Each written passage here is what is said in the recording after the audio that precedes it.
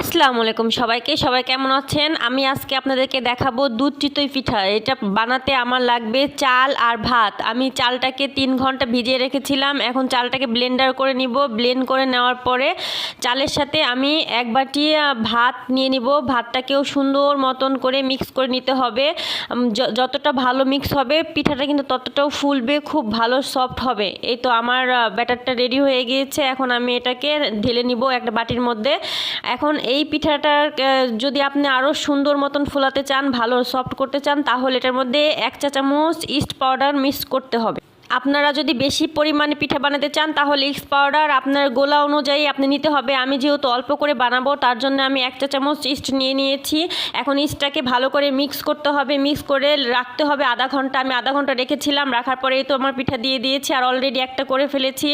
এই তো সুন্দর সফট নরম হয়ে গেছে। এখন আমি পিঠাগুলো রেখে দিলাম, এটা ঠান্ডা